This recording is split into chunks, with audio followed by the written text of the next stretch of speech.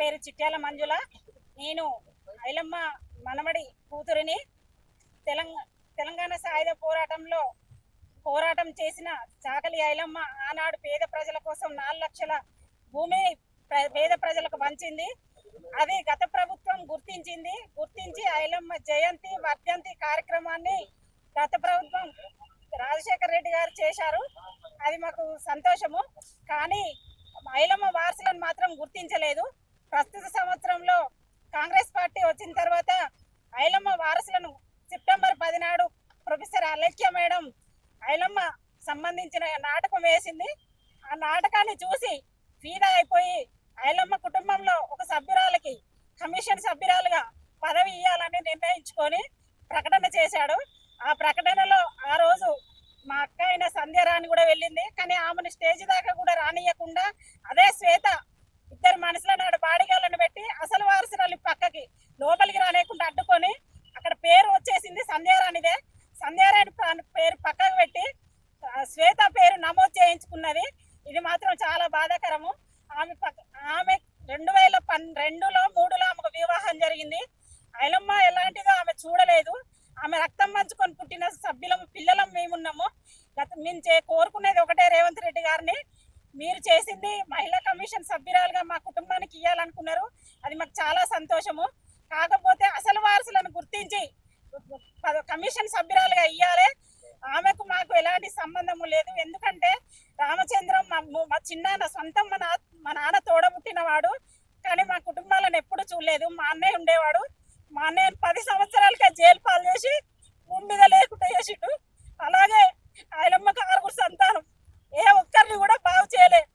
ఆయనకి అప్పుడు ఈమె కనీసం న్యాయం కూడా చేయలేదు.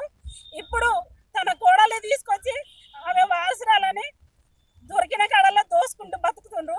ఇప్పుడు ఆమె వారసురాలుగా ఆమె వచ్చింది. ఆమె పేరు తీసుకొచ్చిండు. ఇవాళ స్వార్థం కోసం తన సొంత మామను కూడా సంపించింది ఆమె.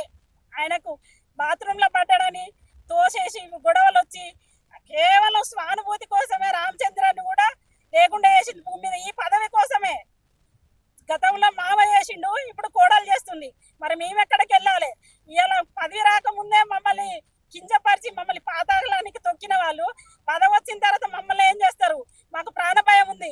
ఇప్పుడు తమ్ముడు చెప్పిండు, అసలు దుర్గా ప్రసాద్ను కూడా శనంలో చంపే ఉపాయం చేసింది ఆమె. కారు డిస్టెన్స్ లో పోయింది ఆయన ప్రాణం. అట్లాంటి ఎవరు సపోర్ట్ ఇచ్చినా వాళ్ళని ఎమ్మడి పడుతుంది. మరి ఆమె మాత్రం 100 మందిని సపోర్ట్ తీసుకుంటుంది. ఆమెకు ఎట్లా సపోర్ట్ ఇస్తున్నారు? ఆమె అన్యాయాన్ని అరికట్టే వాళ్ళు లేరా? ఆమె మొత్తం మోసపూరిత పనులు చేస్తుంది.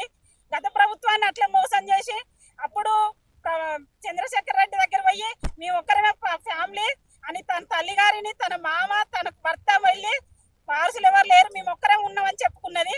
అప్పుడు అదే ప్రభుత్వం మళ్ళీ ఈ ప్రభుత్వం వచ్చిన తర్వాత ఏ ప్రభుత్వం వస్తే వాళ్ళకే సపోర్ట్ ఉంటుంది. ఆ సపోర్ట్ తోటే ఇప్పుడు ఈ ప్రభుత్వం వచ్చిన తర్వాత మేము ప్లస్ క్లబ్ పెట్టాము. ఇక్కడికి కూడా వచ్చాము. ఇక్కడ వచ్చి కూడా మీడియాతో మాట్లాడాము, మాకు ఇవ్వాలి అని చెప్పి.